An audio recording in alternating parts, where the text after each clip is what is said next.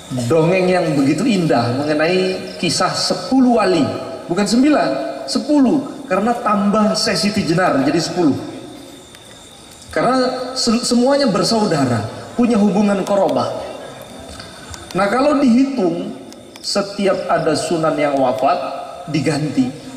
Sunan itu tidak 9, hampir 45.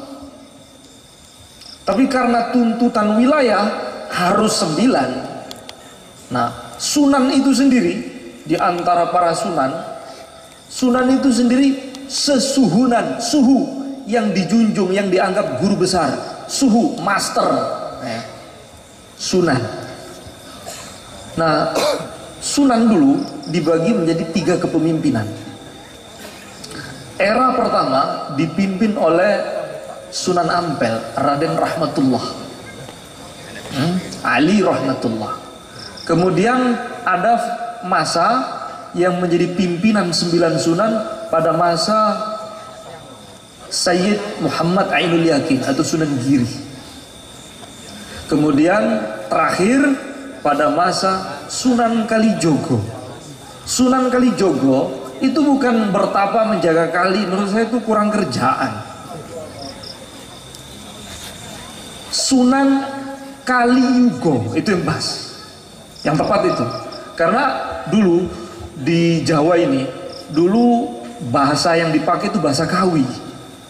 Nah sekarang bahasa Kawi itu hilang, gak dipakai lagi. Namun saking lamanya dijajah Belanda, ada seorang pastor Belanda namanya Z. Mulder. Dia menulis kamus bahasa Kawi. Nah di situ disebutkan Sunan Kaliyugo. Kali itu artinya rusak, yugo zaman. Artinya sunan berada di akhir zaman yang rusak. Maka beliau itu keliling. Satu-satunya sunan yang tidak dinisbatkan kepada tempat cuma Sunan Kalijogo. Yang lain Sunan Ampel di Ampel, Sunan Giri di Giri, ya? Sunan Kudus di Kudus, kecuali Sunan Kalijogo. Kalijogo nama tempat? Bukan. Karena gelarnya itu banyak. Sunan Maloyo, Sunan Seberang Lor, karena keliling terus. Ya kayak Habib Husin ini, ya oke ya keliling salawatan. Kalau beliau keliling dakwah, hingga beliau tidak punya nisbat dengan tempat. Sunan Kalijogo itu unik, dan beliau amir, pimpinan para sunan ketika itu. Nah sekarang menariknya, para sunan-sunan ini menyebarkan Islam di tanah Jawa itu pakai organisasi. Kalau kita amati sejarah-sejarah yang ditulis dalam naskah manuskrip Arab atau masih berbahasa Kawi, dulu Sunan Ampel itu membangun satu organisasi namanya Bayangkari Islah namanya Bayangkari Islah, dipakai oleh polisi ya, dipakai oleh polisi, namanya Bayangkari Islah. Nah dan dulu itu tertanzim, ya makanya ada kesesuaian dengan NU sekarang. Ada tanfiziyah, ada syuriahnya, ya, ada pusat, ada PBNU-nya. Dulu para sunan itu ada amir sunan. Nah itu bertempat di Ampel sana, Ampel Denta, Ampel Denta. Jadi dulu itu ada ada pusat pemerintahan, pusat organisasi itu. Nanti itu wilayah itu dibagi. Ada 8 namanya yang ngatur sunan. Nah di bawah sunan ada kadipaten. Nah itu yang ngurus kadipaten itu namanya Kiai Ageng. Makanya ada Kiai Ageng Selo, itu yang punya kedudukan itu Kiai Ageng. Nah nanti yang bawahnya lagi Kiai Gede, ke kecamatan mungkin lah seperti itu. Kalau sudah desa itu namanya Kiai Anom. Ada pengurusnya namanya Kiai Anom. Nah Kiai Anom itu menata masyarakat agar berjalan sesuai dengan Ahlus Sunnah wal Jamaah. Nah ini dia.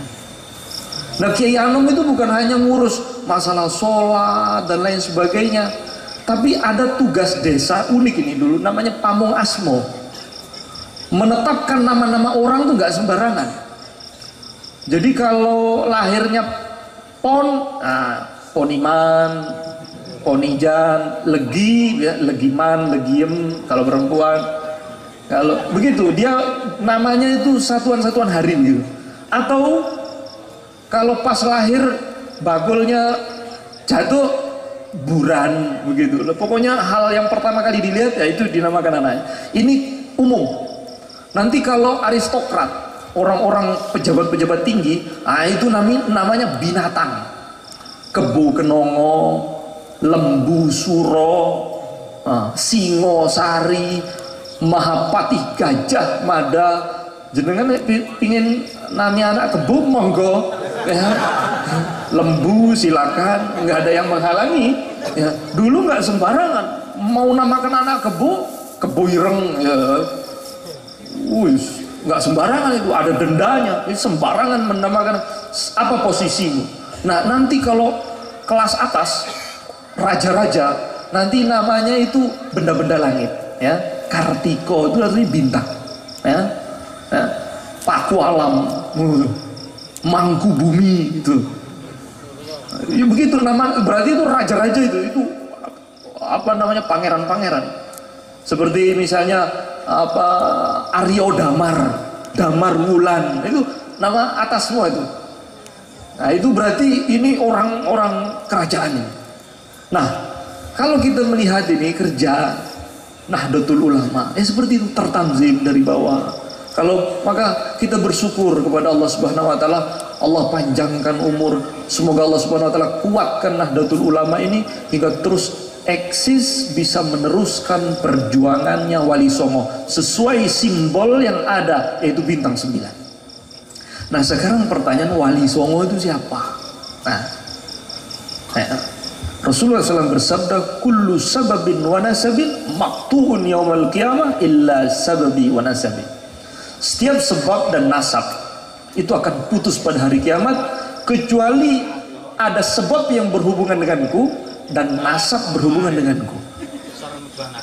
Ini seperti Habib Husin Muhdar, ini Habib-Habib yang ada di Indonesia itu selalu mengerucut kepada satu orang, namanya Muhammad bin Ali, Al-Imam Faqih Muqaddam Al-Ustadzul A'zam Muhammad bin Ali Ba'alawi. Ini leluhurnya seluruh habaib. Beliau ini punya paman namanya Alawi Amil Faqih ya, namanya Alawi Amil Faqih. Nah Alawi Amil Faqih ini punya anak namanya Abdul Malik. Hadza awwalu man hajara minal Yaman ilal Hind. Ini bukan dongeng saya lah ya. Ini saya sebagian saya kutip dari kitab Syamsul Zuhirah, ditulis oleh Habib Dia bin Syahab, penasehatnya Pak Karno. Jadi saya punya kitab-kitabnya. Di situ ternyata Abdul Malik ini nanti hijrah dari Yaman Selatan, hijrah ke India di Nasrabad, diambil menantu oleh Raja Nasrabad. Yang memang begitu ceritanya. Dulu Habib itu sering diambil menantu oleh orang-orang lokal. Ya, memang begitu.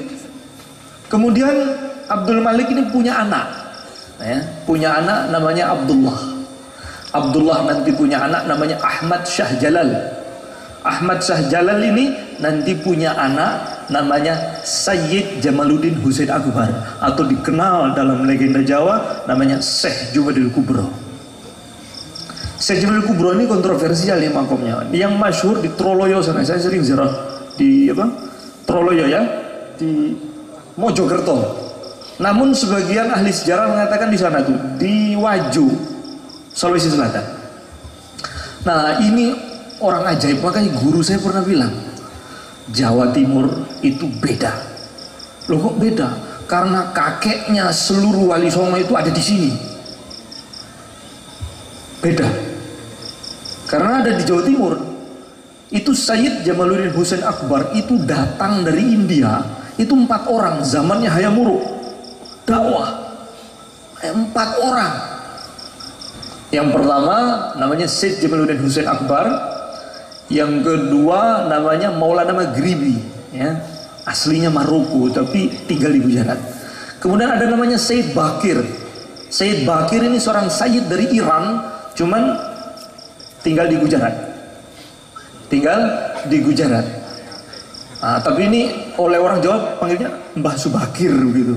Tapi nama asli Syed Bakir. Nah, kemudian Maulana Malik Ibrahim. Maulana Malik Ibrahim itu cucunya Syekh Jubaidil Kubro. Jadi Maulana Malik Ibrahim dengan Sunan Ampel itu sepupu. Sunan Ampel punya ayah namanya Ibrahim. Orang Jawa bilang Ibrahim Asmoro Kondi. Kalau menurut Habib Dia bin Syahab yang tepat Ibrahim Al-Asmar, yang kulitnya saumateng, bukan dari Samarkand. Asmoro ya. Asmoro Al-Asmar, yang warna kulitnya itu saumateng.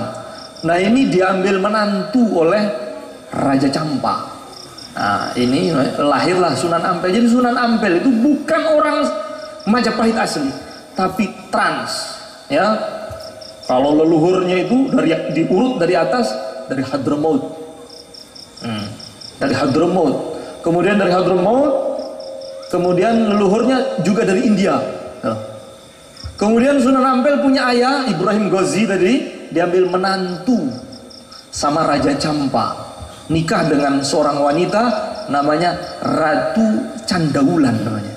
Ratu Candaulan ini nanti punya saudari namanya Ratu Dorowati. Ini nikah sama Brawijaya V, Sri Kertawijaya. Jadi Sunan Ampel datang ke tanah Jawa umur 20 tahun. Membawa keluarganya datang dari Campa sana, bertemu dengan Brawijaya yang kebetulan istrinya Ratu Dorowati itu bibinya. Hingga oleh Majapahit, oleh Brawijaya, enak dikasih tempat. Ini kamu punya tempat, ini keluarga saya. Dikasih tempat tuh Ampel Denta, bangunlah masjid, bangun madrasah. Kemudian berkembang, anak-anaknya muncul Sunan Bonang, Syed Ibrahim. Ini ditulis, sepakat para ulama di dalam kitab, ditulis di dalam kitab Mu'jamul Latif karangan Habib Ahmad bin Muhammad Asy-Syadzili, ditulis cerita. Maka warisan ahlu sunnah ini, nah pertanyaannya, ada orang-orang sekarang bilang wali songo itu fiktif. Nggak ada, itu kurang ajar orangnya. Kamu kalau nggak ada mereka, kamu mungkin masih Hindu sampai sekarang. Nggak ada itu. Ini wali songo itu ada. Wali songo itu kita nikmati ajarannya sampai sekarang. Dan ini liciknya Belanda, semua hal-hal yang berkaitan dengan wali songo dihapus semua. Namun ada satu kelupaan, yaitu data namanya serat daun lontar. Ya, serat daun lontar ini adalah peninggalan Sunan Bonang yang masih bisa dipertahankan. Ternyata di situ ditemukan Sunan Bonang, Makhdum Ibrahim. Ya, beliau mengkaji kitab Al-Minhaj karangan Imam Nawawi alias bermazhab Syafi'i. Kemudian beliau juga tasawufnya Imam Ghazali, karena beliau juga mengkaji kitab Ihya Ulumuddin. Dan beliau juga mengkaji kitab Qutul Qulub karangan Imam Abu Thalib Al-Makki. Ini semua rujukan ahlu sunnah wal jamaah. Karena ada yang mengklaim wali songo itu Syiah. Kalau Syiah, ala kulli hal, terjaganya ahlu sunnah mazhab Syafi'i dengan akidah Asy'ariyah, kaum Nahdlatul Ulama, kaum Nahdliyin ini, maka tidak bisa dipisah antara ahlul bait dengan ulama yang mewarisi ilmu ini dari wali songo terdahulu. Tidak bisa dipisah, satu. Maka jangan sekali-kali kita termakan orang yang memisahkan antara ahlul bait dengan ulama. Ini bahaya. Tidak mungkin. Semua punya hak masing-masing. Maka ketika Sayyidina Ibnu Abbas meminta Sayyidina Abdullah bin Mas'ud ini kan ulamanya sahabat. Maka ketika mau naik kuda itu sanggurdinya itu tempat pijakannya dipegang.